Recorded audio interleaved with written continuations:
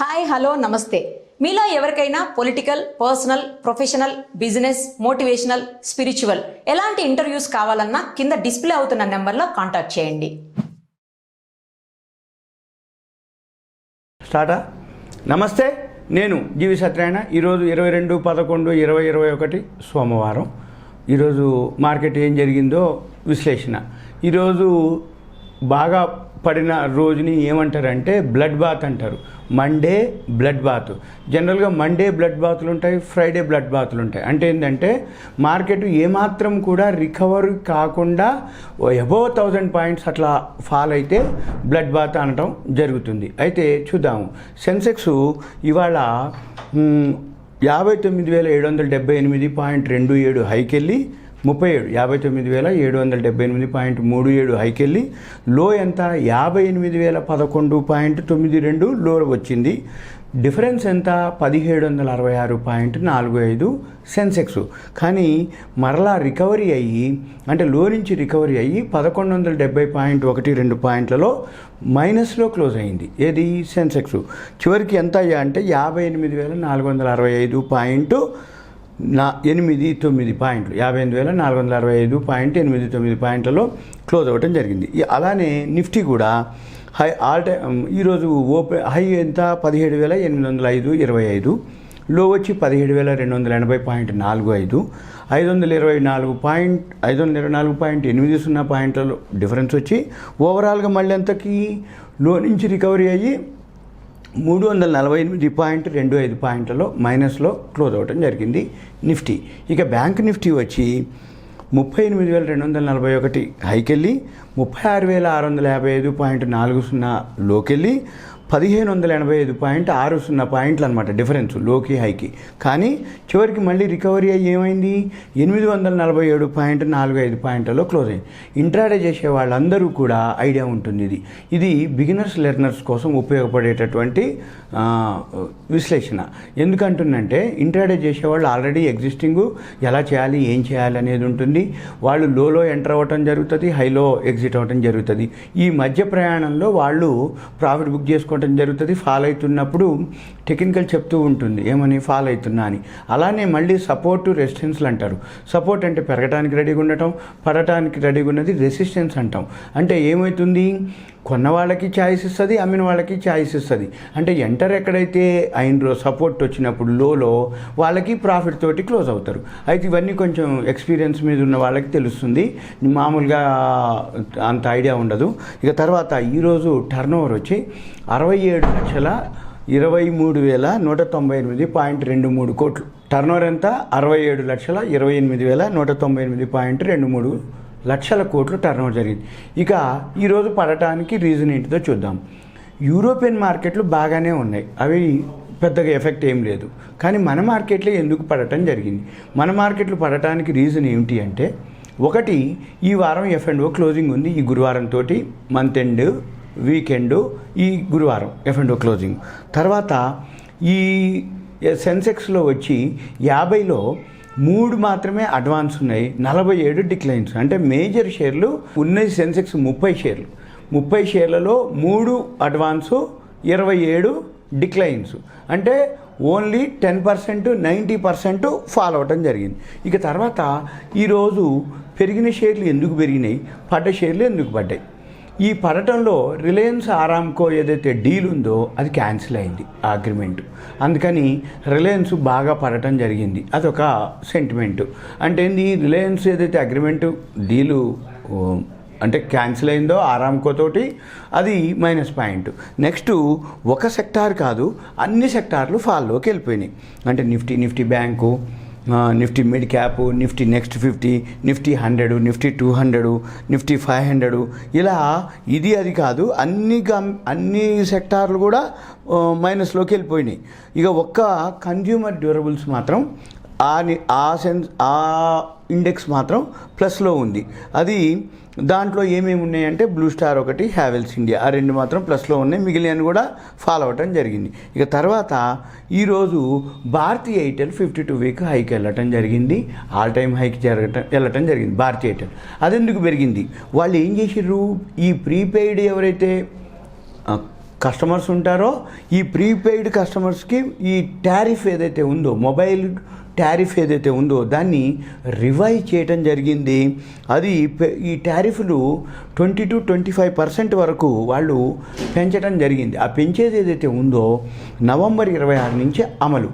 అయితే ఎప్పుడైతే భారతీ ఎయిర్టెల్ ఉన్న కస్టమర్స్ అంతా 20-25% ప్రీపెయిడ్ ఏవైతే ఛార్జెస్ టారిఫ్లు రివైజ్ చేస్తున్నారో, అంటే ఇన్కమ్ బాగా పెరుగుతుంది, ఇన్కమ్ బాగా వస్తుంది, ప్రాఫిట్లోకి ఇంకా ఎక్కువ లాభాలు వస్తుందని అదొకటి మాత్రం బాగా టాప్ గెయినర్గా నిలవడం జరిగింది.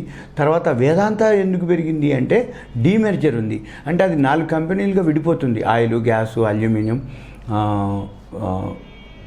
విడిపోతుంది. అంటే వేదాంతాలోంచి డీమెర్జర్ అయిపోతుంది. డీమెర్జర్ అంటే విడిపోవటం. ఈ విడిపోయేది అంతా కూడా 1.5-2 months ప్రాసెస్. అందుకని అది ఒకటి పెరగటం జరిగింది. ఇండస్ టవర్స్ కూడా పెరగటం జరిగింది. ఇండస్ టవర్స్ పెరగడానికి రీజన్ ఏంటిదంటే ఇది 5G ఏదైతే Bharti Airtel 5G next TRAI Telephone Regulatory Authority of India వాళ్ళు 5Gది ట్రయల్స్ చేయమని అనౌన్స్ చేయడం జరిగింది. దానివలన ఈ 5G ట్రయల్స్ వల్ల టెలికామ్కి బాగా ఉంటుంది. ఇండస్ టవర్స్ ఇస్తారనమాట వాళ్ళు వేరే వాళ్ళకి, అంటే భారతీ ఎయిర్టెల్ వాళ్ళకి, వోడాఫోన్ వాళ్ళకి, టాటా డొకోమో వాళ్ళకి, జియో వాళ్ళకి వాళ్ళు టవర్స్ని ఇవ్వటం జరుగుతుంది. అందుకని వాళ్ళు కూడా పెరగటం జరిగింది. తర్వాత జేఎస్డబ్ల్యూ స్టీల్ పెరిగింది. అదేంటిదంటే డౌ జోన్స్లో ఈ షేరు ఎంటర్ అవుతుంది, జేఎస్డబ్ల్యూ స్టీలు ఏడిఆర్లో. అందుకని అది పెరగటం జరిగింది. జేబీఎం ఆటో పెరిగింది. అది ఎందుకు పెరిగింది అంటే అది స్ప్లిట్టింగ్ ఉంది, 8 డిసెంబర్ అది స్ప్లిట్టింగ్ ఉంది జేబీఎం ఆటో, అందుకని అది పెరగటం జరిగింది. తర్వాత F&O క్లోజింగ్ ఈ వారం ఉందని చెప్పాను. తర్వాత మీకు ఈ పెరగటానికి పడటానికి రీజన్ ఏంటిదంటే చాలా రీజన్లు అనమాట. ఒకటి F&O క్లోజింగు, మన దాన్ని ఇండియన్ రేటింగ్ని BBB ఫిచ్ అనే ఒక ఆర్గనైజేషన్, అంటే రేటింగ్ ఏజెన్సీ ఏదైతే ఉందో ఆ రేటింగ్ ఏజెన్సీ మన ఇండియన్ ఎకానమీ సరిగా లేదని BBB ఇవ్వటం జరిగింది. అంటే జనరల్గా రేటింగ్ ఏజెన్సీలు 5 ఉన్నాయి: క్రిసిల్, ఇక్రా, ఫిచ్, బ్రిక్ వర్క్, కేర్. ఈ 5 ఏవైతే ఉన్నాయో వాటిల్లో ఫిచ్ అనే ఒక రేటింగ్ ఏజెన్సీ ఇండియన్ ఎకానమీ బాగలేదని BBB రేటింగ్ ఇవ్వటం జరిగింది. దాంతో మార్కెట్ ఫాల్ ఒకటి. ఇంకొకటి ఏంటిది అంటే మార్కెట్ ఎప్పుడు కూడా ఆల్ టైమ్ హైకి వెళ్ళటం జరిగింది. ఆల్ టైమ్ హైకి వెళ్ళిన తర్వాత మార్కెట్ కొంచెం కరెక్షన్ వస్తుంది. ఈ మార్కెట్ ఆల్ టైమ్ హైకి రావటం, ఈ రిలయన్స్, ఆరామ్కో ఒకటి రావటం, ఇంకా తర్వాత మన గవర్నమెంట్ మోడీ గారు రైతులది ఏదైతే ఉందో ఆ చట్టాన్ని కూడా వెనక్కి తీసుకోవటం జరగటం, మరి ఇవన్నీ కూడా మార్కెట్ మీద నెగిటివ్ ఇంపాక్ట్ పడి, ఇంకొకటి ఏంటిది అంటే ఈ నవంబర్ డిసెంబర్ మంత్లో ఏమీ బోర్డు మీటింగ్లు ఉండవు, రిజల్ట్స్ ఉండవు, అంటే ఏమి ఈవెంట్స్ ఉండవు, ఏమీ ఎప్పుడైతే ఇన్ఫర్మేషన్ కానీ దానికి తగ్గ ఏవైతే న్యూస్ కానీ ఏమీ ఉండనప్పుడు మార్కెట్ సైడ్ వేస్లో ఉండటం, లేకపోతే కరెక్షన్ అంటాం, ప్రాఫిట్ బుకింగ్ అంటాం, బాగా పెరిగిన షేర్లు పడటం జరుగుతుంది. ఇప్పుడు మనం ఏం చేయాలి? బాగా పెరిగిన షేర్లు బాగా పడతాయి, బాగా పడ్డ షేర్లు మళ్ళీ తర్వాత వాల్యూ ఉన్నాయి, మళ్ళీ అవే షేర్లు పెరగటం మొదలు పెడుతుంది. ఏవైతే కంపెనీకి న్యూస్ ఉన్నాయో ఆ షేర్లు మాత్రం అంతగా పడవు, మనం అది గమనించాలి. ఇక తర్వాత బ్యాన్లో ఉన్నాయి, పవర్ గ్రిడ్ ఒకటి పెరగటం జరిగింది.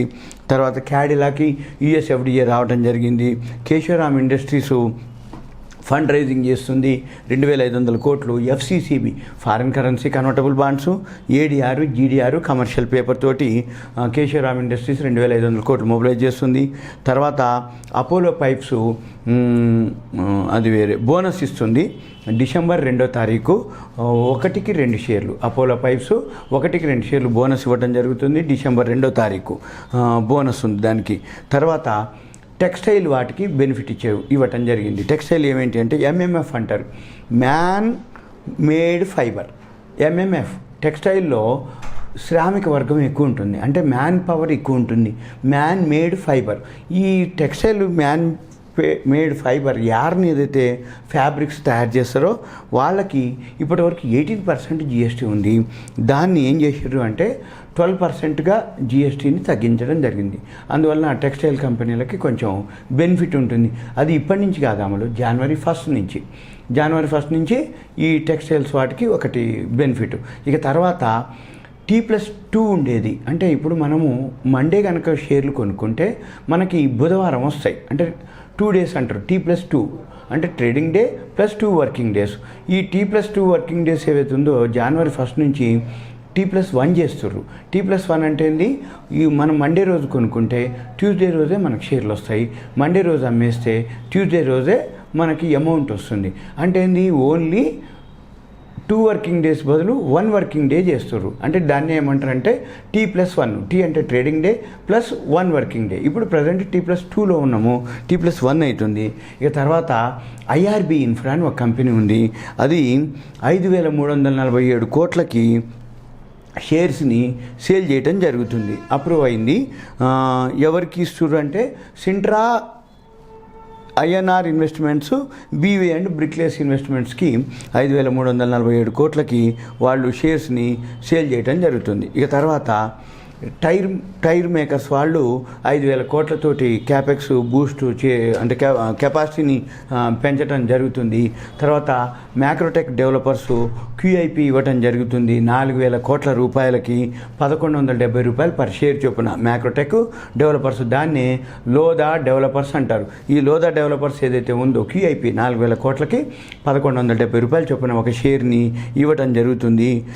అది ఎవరికి ఇస్తారంటే Singapore sovereign wealth fund GIC and Oppenheimer. అంటే సింగపూర్ సావరెన్ వెల్త్ ఫండ్ వాళ్ళకి, వీళ్ళు GIC అండ్ వాళ్ళకి, అంటే సింగపూర్ వాళ్ళకి GIC వాళ్ళకి ఇవ్వటం జరుగుతుంది. QIP 4,000 కోట్లు 1,170 రూపాయలు చొప్పున. తర్వాత టాటా మోటార్స్కి vehicle scrappage centres under franchise model.